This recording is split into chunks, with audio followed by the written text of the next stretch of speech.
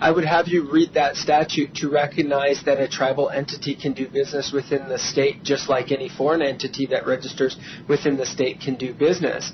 But then also to recognize that Congress or the tribe, Congress has to give permission for a tribe to be sued, or the tribe has to waive their claims. And this is an important distinction because after summer law, again, there's this case up in Montana, which is the Salish-Kootenai College, or McCoy versus Salish-Kootenai College, and counsel, he griped about the fact that there wasn't this discovery. Well, in this case, very specifically, and this is something that's an important distinction, is that once a party says, you don't have subject matter jurisdiction over us, okay, the burden shifts to the responding party to say why they have jurisdiction. And in the Salish case, there was discovery that was done. We took a deposition in this case just to make sure that Holly Jones knew that she was dealing with a tribal entity.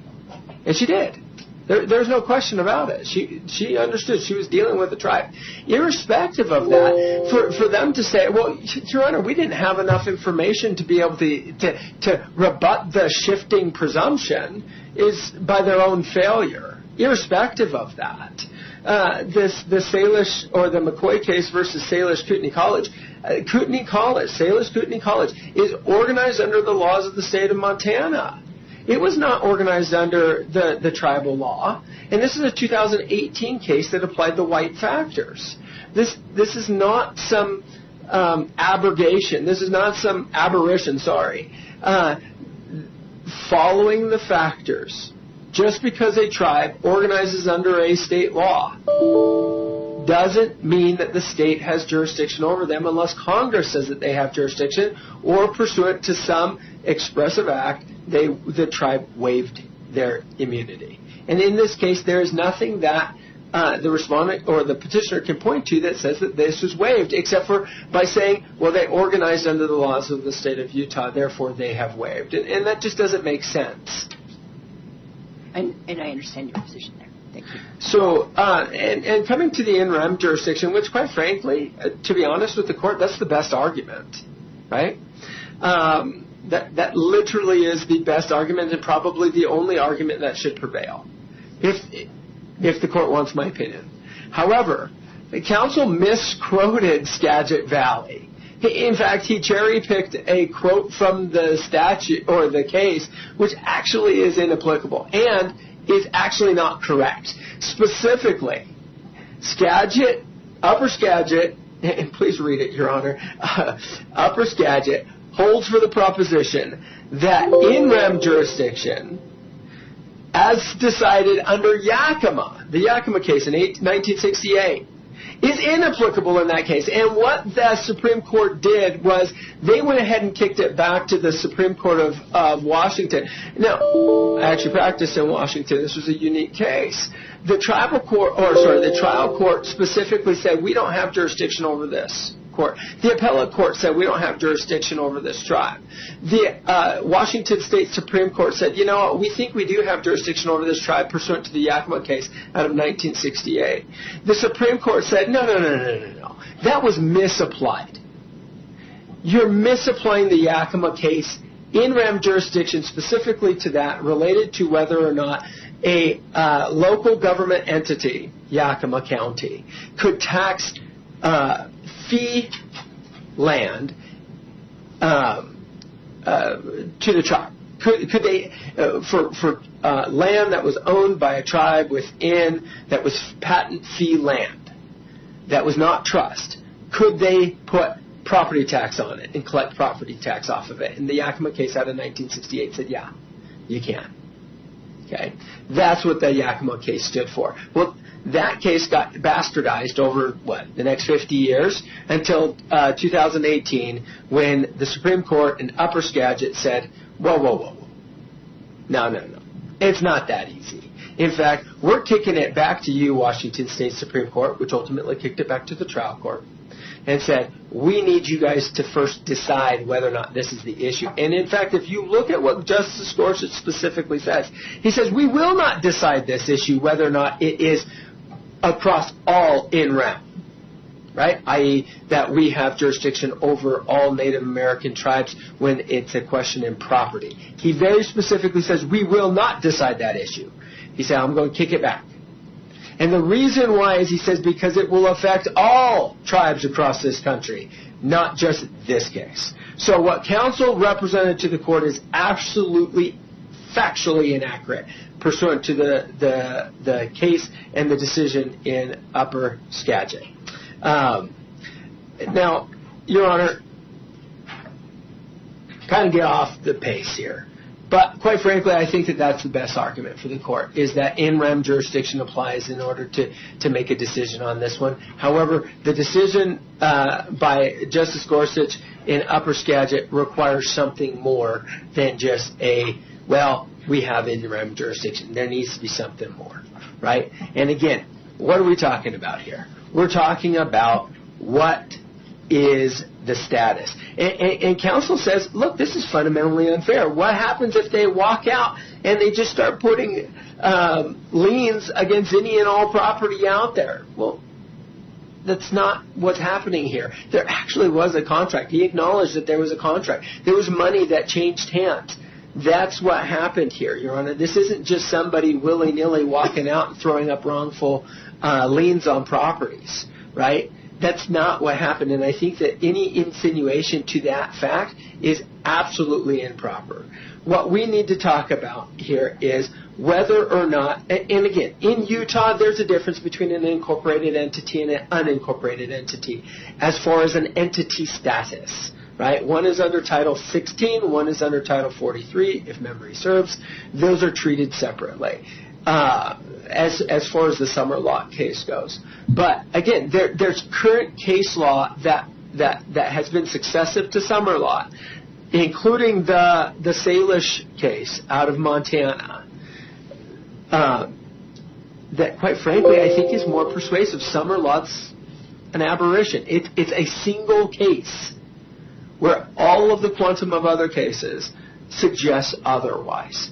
That, look, it doesn't make any sense that in one case a casino is an arm of a tribe, but a medical facility is not.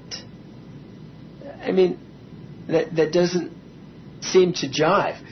A casino does provide for the benefit of the people, sure. A medical facility provides for the benefit of the people. I mean, when we're really boiling down these issues, just because it's unfair to Miss Jones, what is unfair? Really going all the way back to 1863 or 1850, when the people, the pioneers settled this land, and there was a war that came out to exterminate the Skull Valley Band. Your Honor, is that unfair? I'm going to object to this. If me talking about what's happened with Holly Jones is out of bounds, surely this is. And I do want it to stay within the confines of the pertinent inquiry that the court should look at, the laws, the factors, the tests for the jurisdiction issue. So. And Your Honor, again, what is unfair? This court needs to look at the law, not equity. This is a question of, does this court have jurisdiction? And if it doesn't have jurisdiction today, it doesn't have jurisdiction in 5 years on this case over these issues. Whether or not after discovery and everything is figured out, this court, the decisions of this court going all the way back to day one are nil. If it doesn't have jurisdiction, it doesn't have jurisdiction. Which is why the burden shifts. The burden shifts to the petitioner in this case to prove why there is jurisdiction. And the evidence doesn't suggest it. And again, I ask the court, consider whether or not an entity is organized under the laws of the state of Utah and then amended, right, to be a tribal entity or not. That's why this distinction, it shouldn't make a difference, right? The real question is, was the entity formed for the benefit of the tribe? Is it managed on greater than 51%, right, 50%, for the benefit of the tribe, are the proceeds used for the benefit of the tribe? All of those questions rest in favor of the tribe. And in this case, what is the ultimate question for this court is whether or not this lawsuit can require the tribe to show up here and put its purse at the mercy of this court. And that's the question. And that's one of the reasons why there's tribal immunity. Because some tribes are poor, some tribes are rich, and it doesn't matter. Because Congress sets the standard. And that standard is very clear. Unless the tribe waives, there is no jurisdiction. And the way that a tribe would waive in the case like this is by contract. And you know what? If Ms. Jones didn't have good legal representation to make sure that that was clearly put in that contract, that's on her, and that's on her attorney. Has nothing to do with the tribe. Like anybody entering into a contract with a city, a county, or a state, there is still sovereign status unless it's waived. It's that simple. I'll answer any other questions that the court may have. I just want to go ahead and hit on those couple of issues. And again, I think that the factors cut in favor that this court doesn't have jurisdiction. Okay. Thank you, Mr. Beckett. That was very helpful. Thank you. All right. I am ready to rule on this. And before I do, let me just emphasize here, I appreciate the quality of the briefing and of the arguments today. I was benefited greatly from both counsel here, and I'm going to emphasize that both parties were very well served by their counsel here today on this issue. So before the court is the respondent's motion to dismiss. I've had the opportunity again to read the briefing and hear from counsel. At this time, I am going to deny the motion to dismiss. I'm going to adopt the arguments that were given here by petitioner through Mr. McDonald. I'm also going to emphasize a few things here as to the reasons for my ruling. Mr. McDonald, when I finish here, I'm going to be turning to ask you to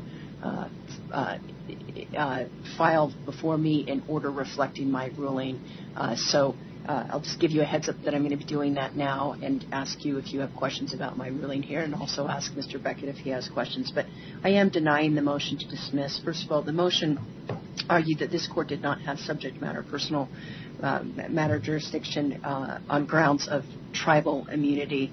And I have listened carefully. I do not see that this court lacks jurisdiction over this case.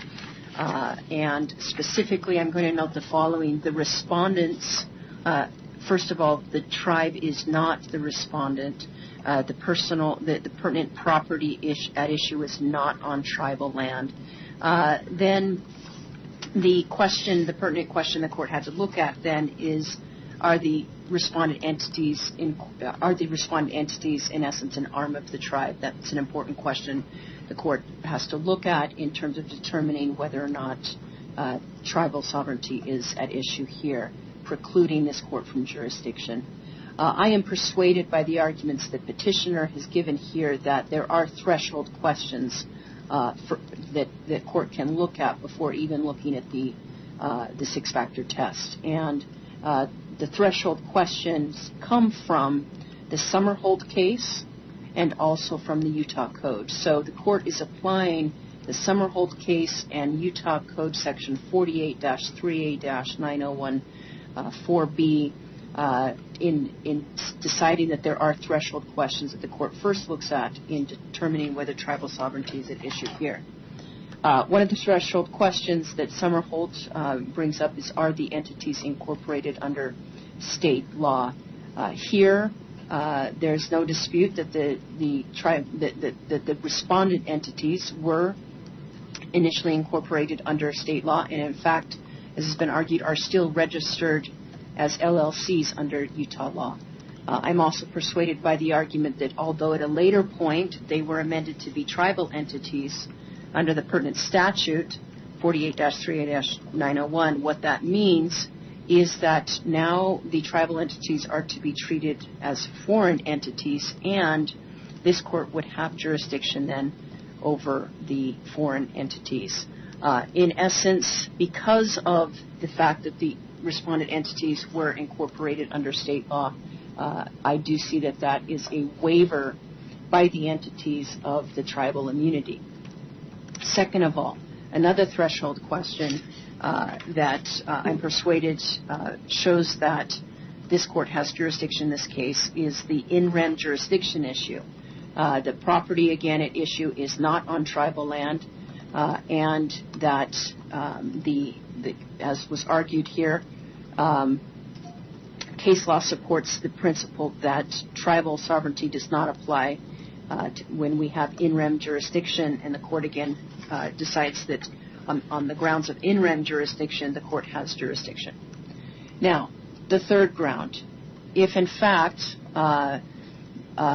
the court is to decide based upon the six-factor test that's been discussed, whether or not under the six factors the respondents are entities of the arm of the tribe. In looking at those six factors, the court is persuaded that even under that analysis, a respondent has not met their burden to show that the respondent entities are an arm of the tribe. Under the first factor, I am persuaded that in terms of the method of creation of the economic entities, as has been argued again, this looks at the fact that the respondent entities here were organized as Utah entities, registered as LLCs in Utah, and under the pertinent statute are treated as foreign LLCs, and that factor cuts against the claim that the respondent entities are arms of the tribe. And the second factor is the purpose. The argument was given that the services are not predominantly for the tribe, but they are used for other persons not of the tribe. And I think importantly here is the argument that has been given here that the monies that the respondent entities receive cannot go to the tribe, and that again cuts against these being armed, the respondent entities being arms of the tribe. I'm also persuaded by the argument that there has just not been sufficient evidence produced by the respondents as to the respondent showing that these six factors have been satisfied. That leads me to the factor number 3, the structure, ownership, and management, including the amount of control the tribe has over the entities. There just has been no documentation provided to show the management of these tribes. Again, no documentation of who makes day-to-day decisions, financial decisions for the tribes, etc. And so, again, I find that the evidence respondent has not met the burden there to show the evidence of that factor has been satisfied here.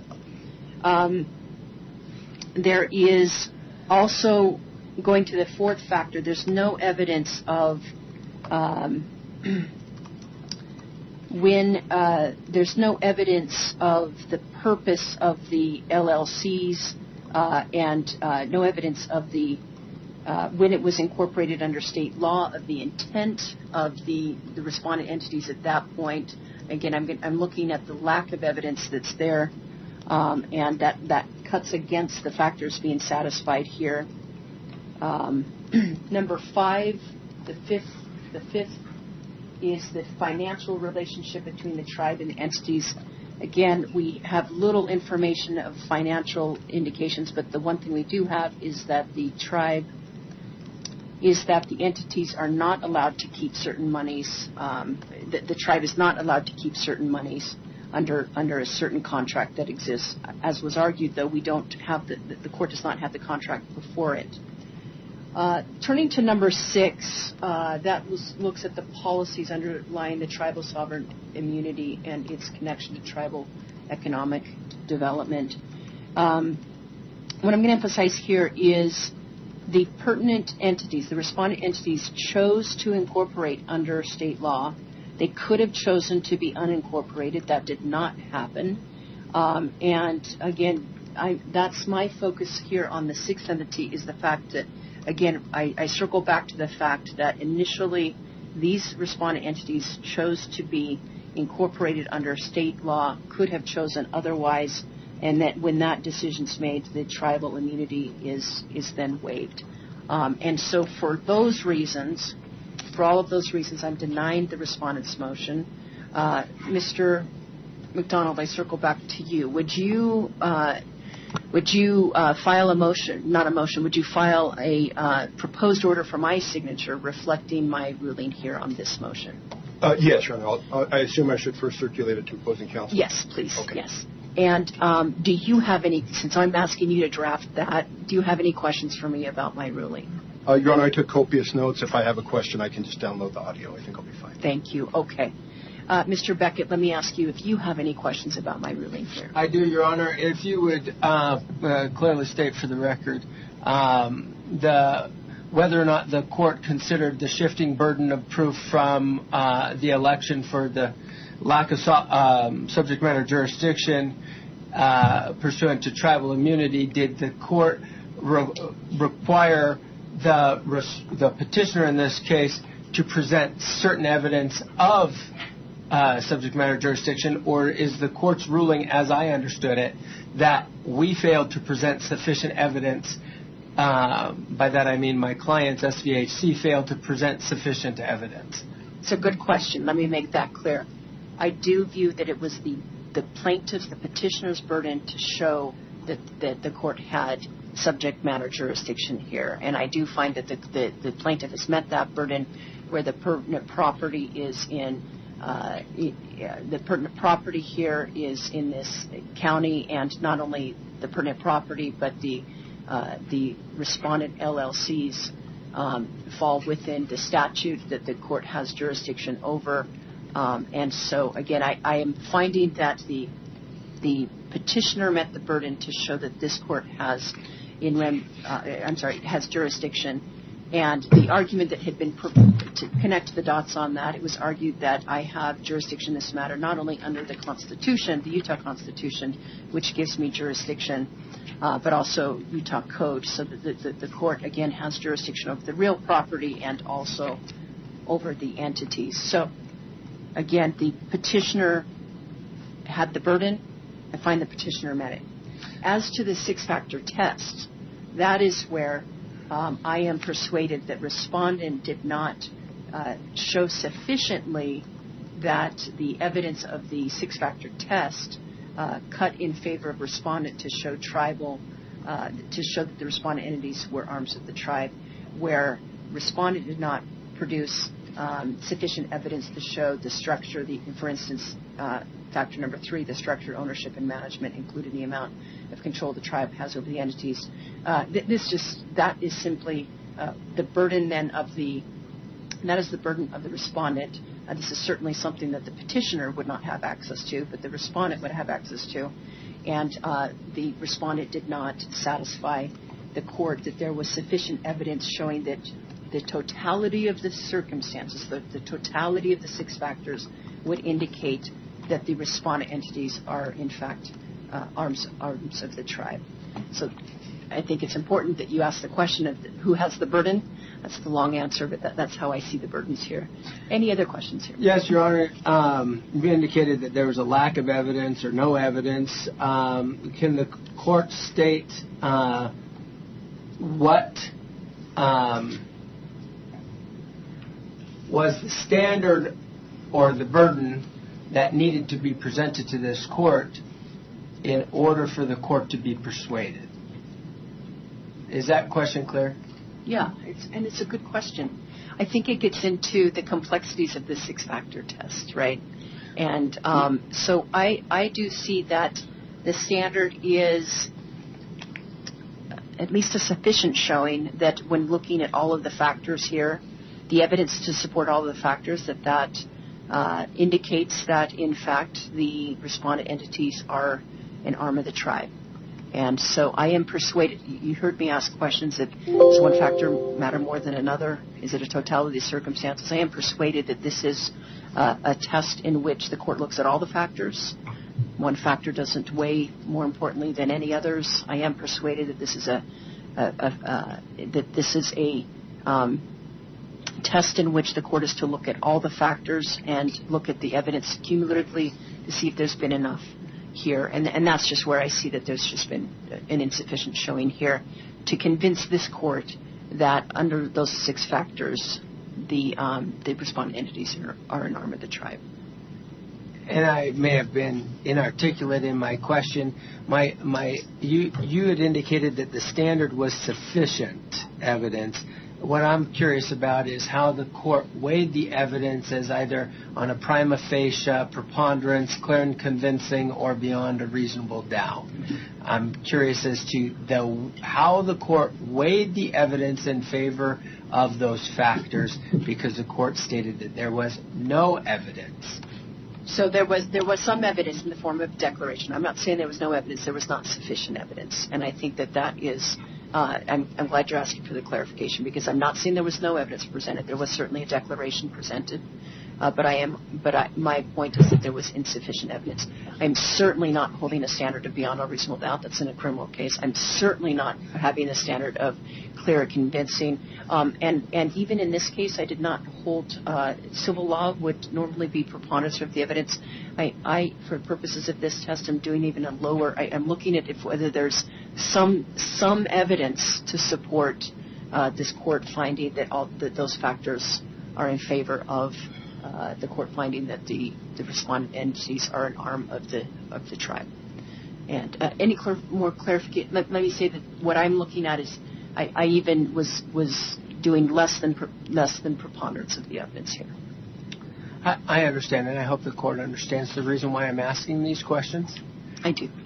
Okay. Yes. And what I'm going to do is I'm going to allow Mr. Beckett to continue to answer any questions he has. Mr. McDonald, I can see you have some questions for me, so I will turn back to you. All right, Mr. Beckett, anything else?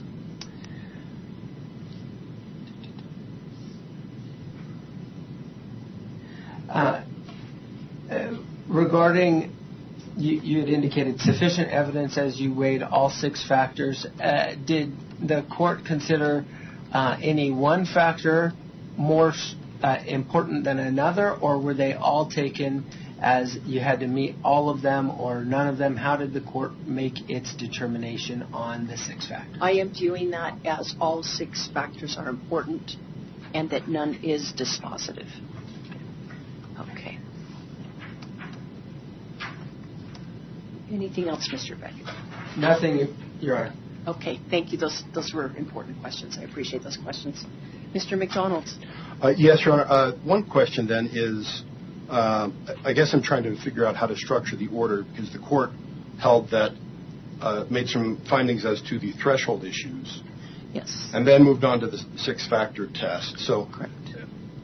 Is the 6-factor, do those threshold issues preclude application of the 6-factor test? And then even if it did, I guess I'm trying to understand, are we doing one or the other? I am persuaded that the court did not need to reach the 6-factor test if the court was satisfied that the threshold issues were first satisfied. Nevertheless, if in fact, I moved on to the 6-factor test, because even under the 6-factor test, the court finds that the 6 factors were not met by respondent did not make a sufficient showing under the 6-factor test to show that the respondent entities were arms of the tribe.